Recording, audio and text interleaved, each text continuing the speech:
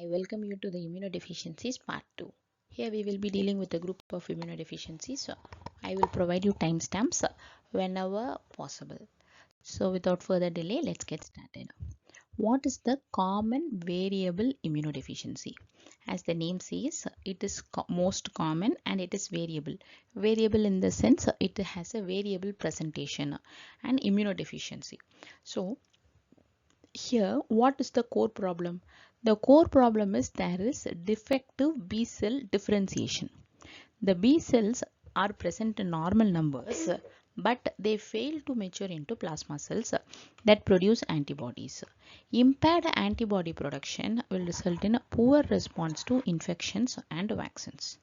Why common variable immunodeficiency doesn't cause IgA type problems? If you see here, since there is a defective maturation into plasma cells that you know, therefore it results in a decreased immunoglobulin production. That is also obvious. The adult patients will present with the recurrent cynopulmonary infections. That is how the presentation will be. But there will be no atopy or no giardia infections because they are more typical for IgA deficiency. Now, my question to you is, when the production of the immunoglobulins is defective, in that case it has to be defective production of immunoglobulins of all classes. So why not IgA deficiency? This is because the main antibody that is affected in CVID is IgG, and that is the main problem, which is responsible for opsonization, and therefore this leads to recurrent respiratory infections rather than the classical IgA mucosal infections. IgA deficiency like mucosal infections, giardia, atopy will arise when the secretory IgA is low. But in CVID, some patients still have enough IgA to protect the mucosal surfaces, and their main problem is systemic IgG. So since systemic IgG is problematic, it is resulting in recurrent cynopulmonary infections.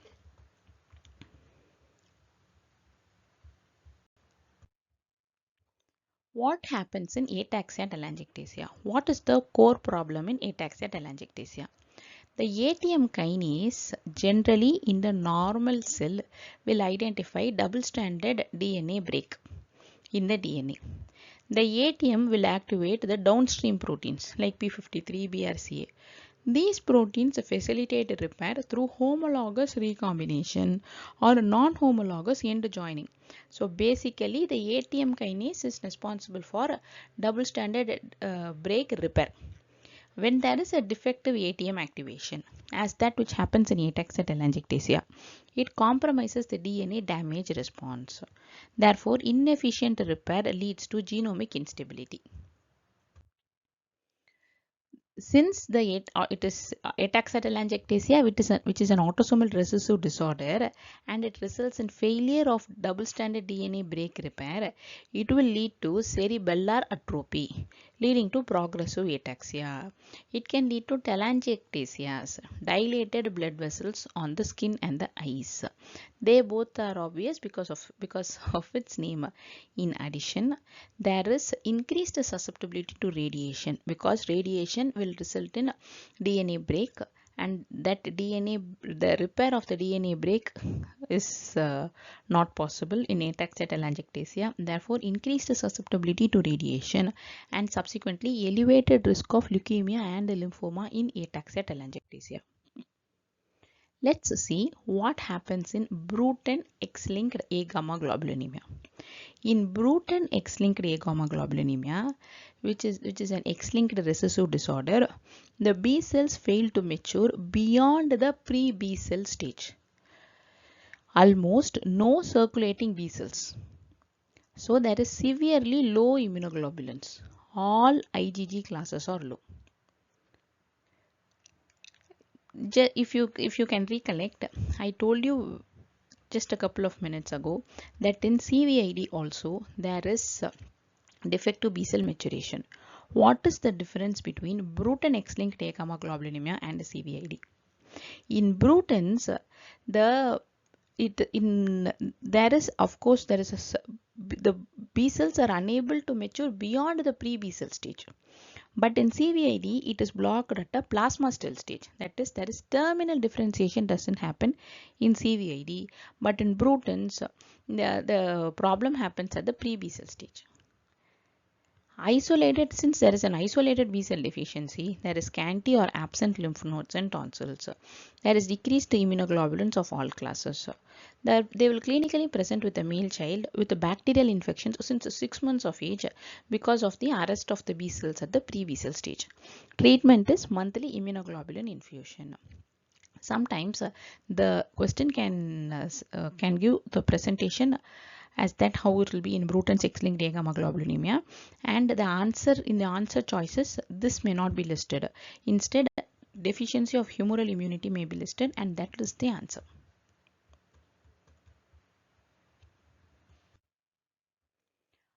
What about DeGeorge syndrome? What happens here?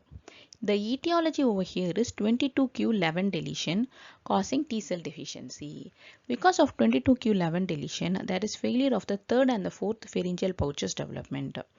The third and the fourth pharyngeal pouch, from that we have the thymus as well as the parathyroids. There is an absent thymic shadow and hypoparathyroidism resulting in hypocalcemia. In addition to these, the cardiac anomalies such as tetralogy of Fallot, truncus arteriosus, cleft lip, cleft palate, all features are seen in DeGeorge syndrome. So how will they present? They will be having a positive Chostek and rosiosin because of hypocalcemia. Why will they have hypocalcemia? Because of hypoparathyroidism. How will the antibody levels be? The antibody levels will be normal because the problem over here is failed thymus development, therefore resulting in a T cell deficiency, but normal antibody levels. Let's proceed to chronic mucocutaneous candidiasis.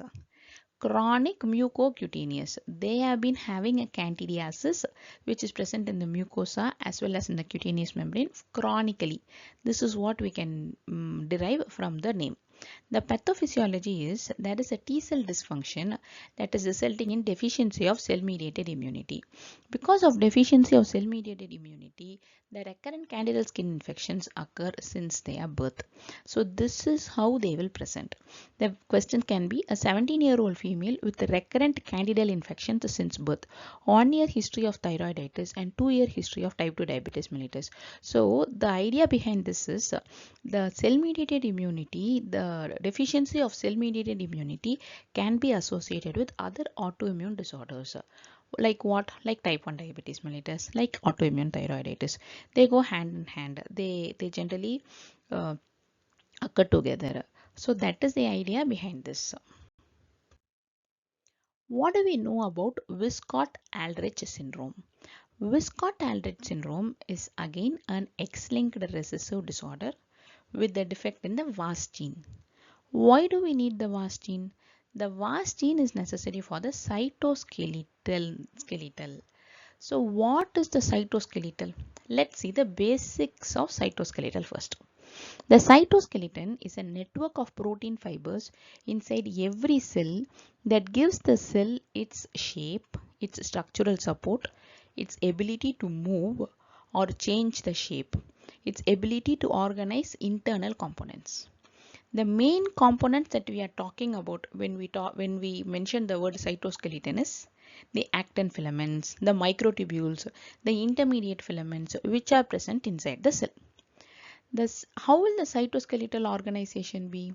In the T cells and in the B cells, the cytoskeleton is critical for forming the immune synapse. That is the tight interface between a T cell and a B cell, where the antigen presenting cells, the MHC. So for all that we need the cytoskeleton.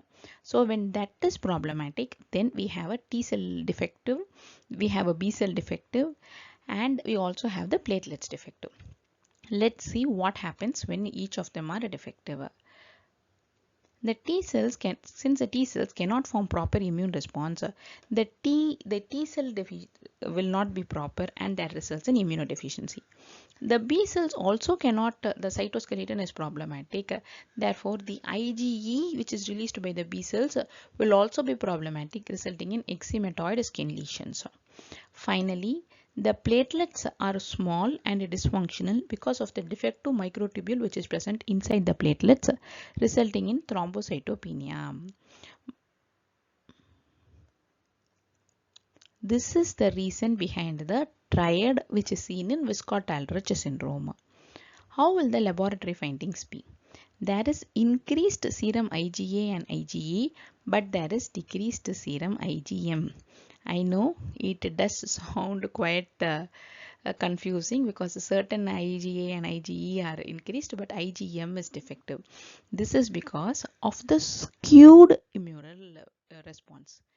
In low IgM is because of the poor early humoral response. Therefore, low IgM will result in susceptibility to bacterial infections. But high IgA and high IgE is because of the skewed immune response. Like T helper 2 response does not compensate for IgM deficiency, but the response is skewed. That's what you should know.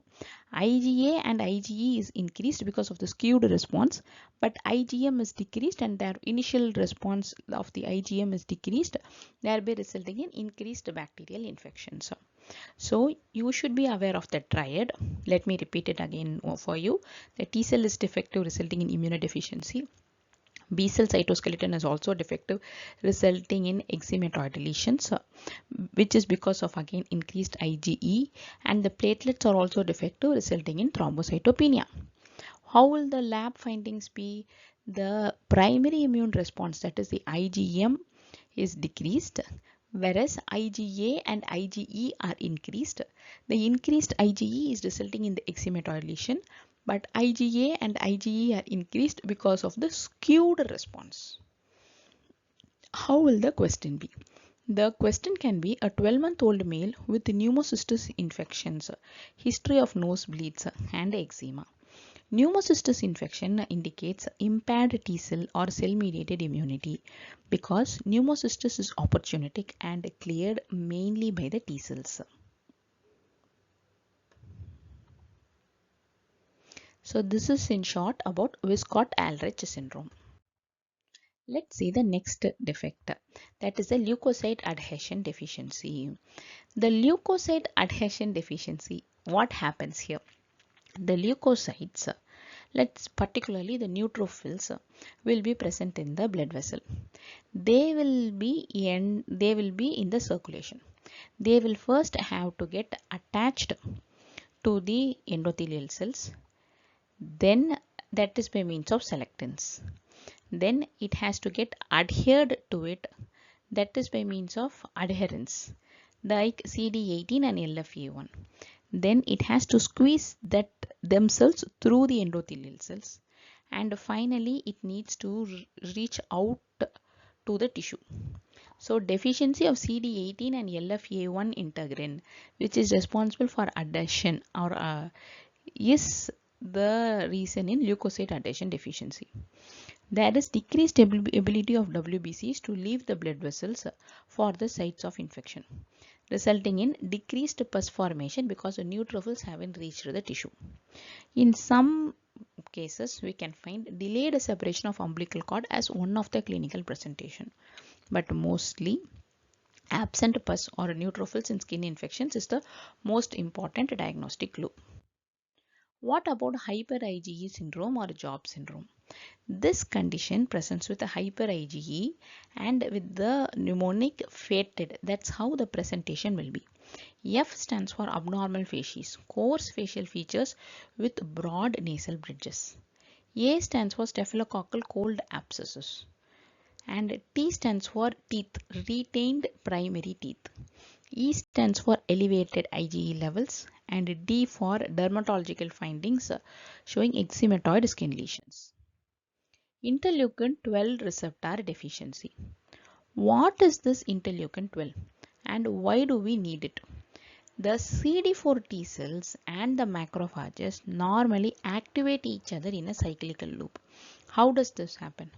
The macrophage is an antigen presenting cell. It will first phagocytose the bacteria, like tuberculosis infection, and it will be releasing interleukin 12. The interleukin 12 will attract the naive T cells, CD4 T cells. This naive CD4 T cells will be releasing interferon gamma. The interferon gamma will again activate the macrophages, which will be releasing interleukin 12.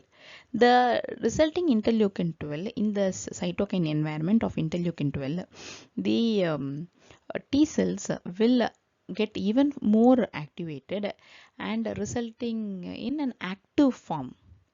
Active T cell, it will become an active T cell and it will get differentiated into CD4 helper T cell 1.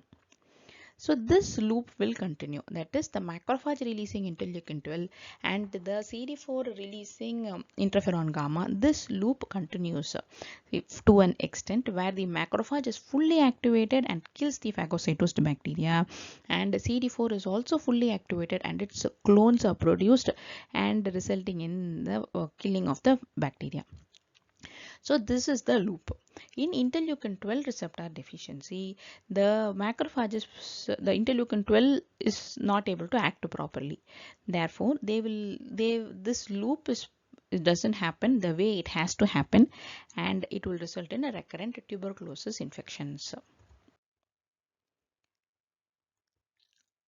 What do we see in common variable immunodeficiency? We have already seen, but just a recap. The normal B cells numbers are the same, but the final stage where it has to get matured into the plasma cells is defective.